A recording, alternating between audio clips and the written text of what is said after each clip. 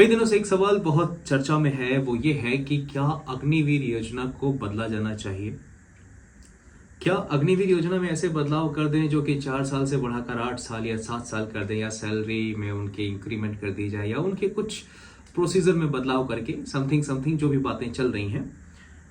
तो मैं उसमें कुछ अपने सुझाव देना चाहता हूं, और उसके साथ साथ ये वीडियो देखने के बाद मैं आप सबके आइडियाज भी चाहता हूं कि आपको ये सुझाव कैसा लगा। क्या आप चाहते हो इस अग्निवीर पॉलिसी में जैसा मैं सोच रहा हूं ऐसा बदलाव करना?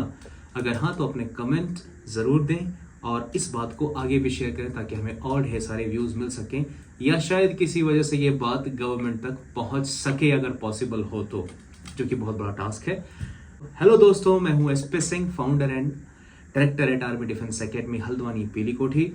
आज का यही टॉपिक मैं लेकर आया हूं जो कि अग्निवीर योजना में बदलाव से लेकर है। तो आइए शुरू करते हैं। सबसे पहली बात यह है कि जैसे कि अग्निवीर स्कीम को बनाया गया 4 सालों के लिए,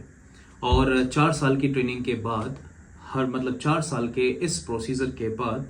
ऐसा कहा गया कि 25% कैंडिडेट्स को यानी सोल्जर्स को परमानेंट किया जाएगा और बाकियों को निकाल दिया जाएगा। और उसके बाद उनको ये ऑफर दिया जाएगा कि वो डिफरेंट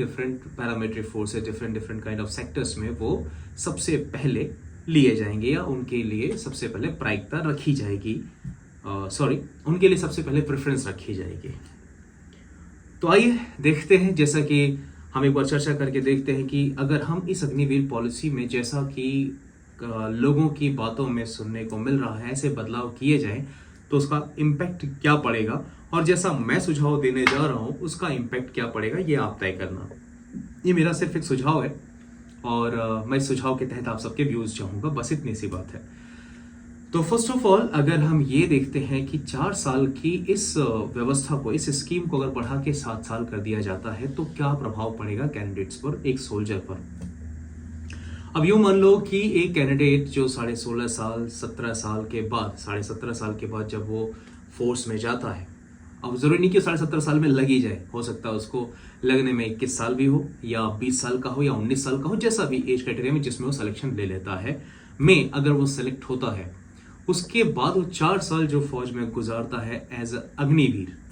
तो एज एन अग्निवीर अगर वो 4 साल गुजारता है, उसके बाद उसे हटाया जाए या उसे निकाला जाए उस वैकेंसीज के स्कीम के थ्रू, तो 25% को फिक्स करके बाकियों को निकाला जाएगा और उन्हें प्रिफर्ड किया जाएगा कि आप जाए, उन्हें ऑफर किया जाएगा अलग अलग सेक्टर में कि आप जाके यहाँ अप्लाई करें, आपको प्रेफरेंसेस मिलेंगे। एक बात तो अभी तो उसके पास ये ऑप्शन है, किसी भी कैंडिडेट के पास। हमने ये मान लिया कि हम एक एक्सट्रीम सिचुएशन लेके चलते हैं। हम ये मान लेते हैं कि कैंडिडेट की एज 21 साल की है और वो 21 साल में एनी हाउ सिलेक्शन पा लेता है अग्निवीर के इस स्कीम में, और वो एक अग्निवीर बन जाता है। अब अग्निवीर बनने के बाद 21 साल से लेकर 4 साल यानी 25-26 साल की उम्र में उसे जॉब से निकाल दिया जाता है, उसे हटा दिया जाता है बाय एनी चांस, किसी भी तरीके से। अब इस तरीके से हम आगे देखें तो अगर उसे निकाल दिया जाता है तो उसके पास 26 साल से लेकर के कुछ साल बचे हैं जिसमें वो अपने ट्रायल कर सकता है, या किसी और सेक्टर्स में या किसी और तरीके से वो ट्राई कर सकता है, अपने आप को आगे ले जा सकता है। एक पॉइंट, माना कि ये 4 साल की पॉलिसी नेगेटिव कहीं ना कहीं दिखाई देती है हर नजरिए से या मैक्सिमम नजरिए से, लेकिन इसका 7 साल कर देना बहुत नुकसानदायक साबित हो सकता है किसी भी सोल्जर के लिए। अब एक कैंडिडेट, वही हम सिचुएशन लेके चलते हैं कि एक्सट्रीम सिचुएशन की, वो 21 साल की उम्र में वो सेना में भर्ती होता है एज एन अग्निवीर, और उसके बाद उसकी जो अग्निवीर स्कीम के तहत उसकी जो टाइमलाइन है बढ़ा करके 8 साल कर दी जाती है या 7 साल कर दी जाती है। अब वही कैंडिडेट जो कि 26 साल पे वहां से निकलने को था, वो 29 साल पे निकलेगा या शायद 30 साल पे निकले, यानी 29-30 के बीच में निकलेगा। अब इसके बाद उसके पास वक्त कम बचता है, भले ऑप्शन बहुत सारे हों, लेकिन उसे वो आजमाने के लिए उसके पास स्ट्रेंथ या मेंटल, उसका जो मेंटल एबिलिटी है या मेंटल जो अवेयरनेस है वो बहुत ना के बराबर रह जाती है। क्योंकि वो हमें ये भी देखना है कि एक कैंडिडेट सिर्फ ये नहीं देखता कि उसे नौकरी चाहिए। एक कैंडिडेट नौकरी करता है क्योंकि वो अपने सोशल लाइफ को, अपनी फैमिली को, अपनी रिस्पॉन्सिबिलिटीज को फुलफिल करना चाहता है। और अगर ऐसा करने में वो असमर्थ होता है तो सबसे पहले उस पर फर्क पड़ता है, उसके साइकोलॉजिकल इम्पैक्ट, जिससे मेंटल हेल्थ पे फर्क पड़ता है और वो डिप्रेस हो जाता है। और ऐसा आप महसूस कर सकते हैं क्योंकि आप ये देख पाएंगे कि मैक्सिमम कैटेगरी में या मैक्सिमम लोग अनएम्प्लॉयड जो हैं वो सबसे ज़्यादा डिप्रेस्ड है।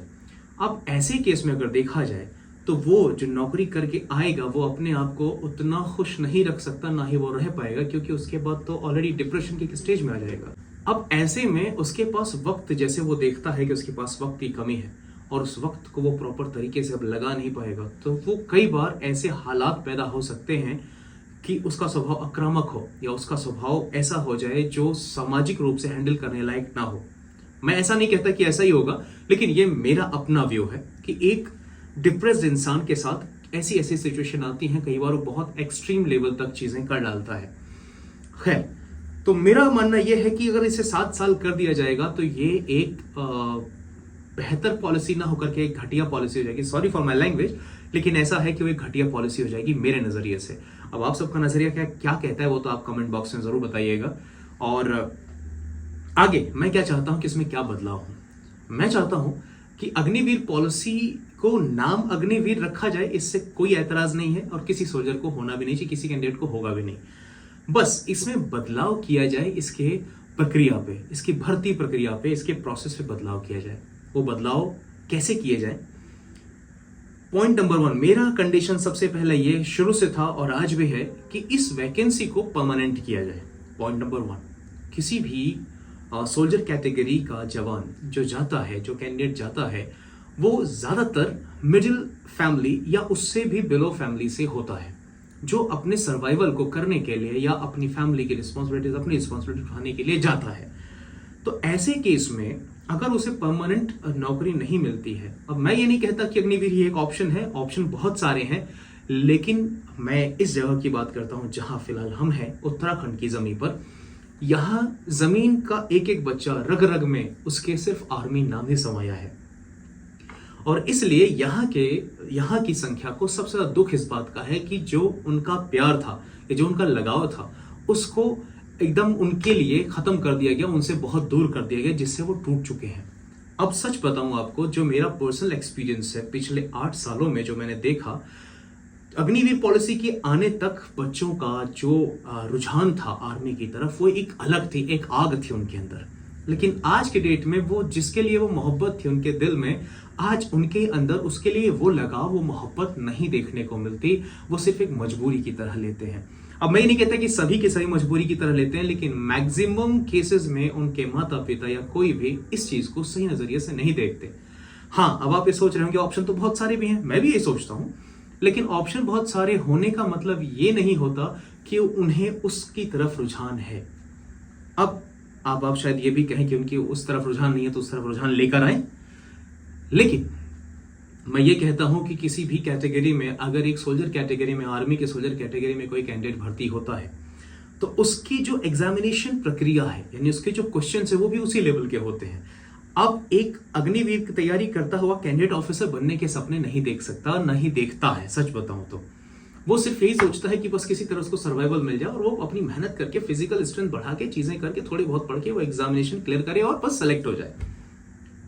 अब आप ऐसे कैंडिडेट से ये जरा भी उम्मीद नहीं कर सकते कि आप उसे टफेस्ट एग्जाम की कैटेगरी में डाल दें, जहां पे उसको एक रिटन एग्जाम टफेस्ट देना हो और उससे क्वालिफाई करके वो ऑफिसर बने या जो भी बने। ऐसा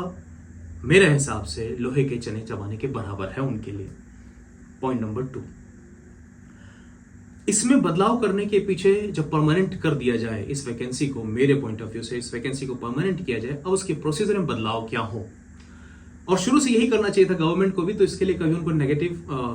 थॉट्स या आइडियाज उनको सोशल लाइफ के या लोगों के नहीं सहने पड़ते। अब अगर उसे परमानेंट करना है तो ऐसे केस में जो फिजिकल एबिलिटी टेस्ट है, जो फिजिकल टेस्ट है, उसमें उस क्राइटेरिया को थोड़ा वास्ट कर दिया जाए, उसको थोड़ा टफ बना दिया जाए, क्योंकि बच्चे उससे कोई एतराज नहीं करेंगे। उन्हें जब खुद लगेगा कि वो नहीं कर पाए तो नहीं हुआ, तो कभी भी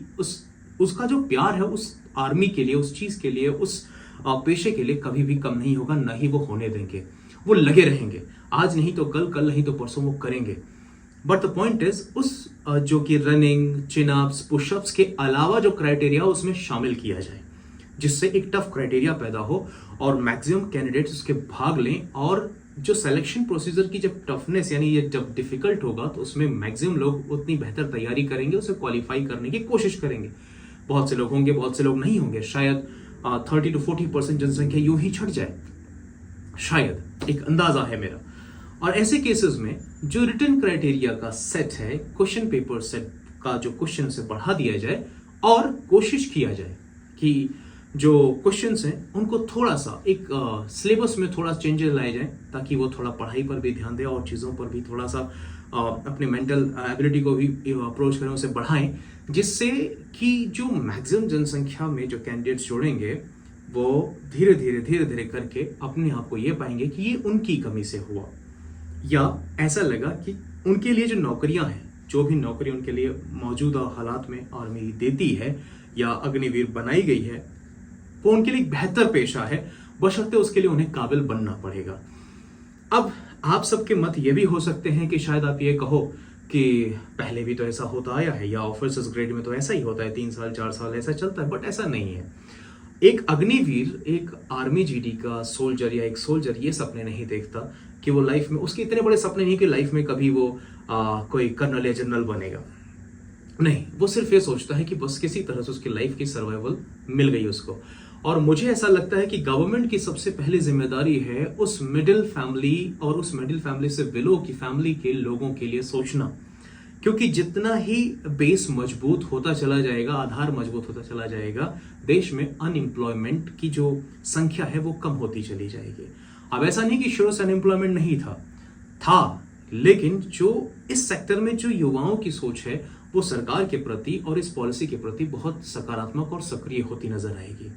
अगर मेरा सुझाव आपको अच्छा लगा हो तो इस वीडियो को शेयर करें, लाइक करें, मुझे फॉलो करें, सब्सक्राइब करें, बाकी अपने आइडियाज जरूर दें कि मेरे आइडियाज आपको कैसे लगे। अगर आपको कुछ नेगेटिव लगा तो आप अपने सुझाव दे सकते हैं, या किसी पॉइंट पर आप डिस्कस करना चाहते हैं या चाहते हैं कि मैं उस पर वीडियो बनाऊं, तो प्लीज आप अपने आइडिया शेयर करें। हम जरूर कोशिश करेंगे आपको बेहतर सुझाव दे सके या बेहतर करियर का रास्ता आपके लिए हम डेवलप कर सके। Thank you so very much ये वीडियो पूरा देखने के लिए, बहुत बहुत शुक्रिया। मिलते हैं अगली वीडियो में। Thank you.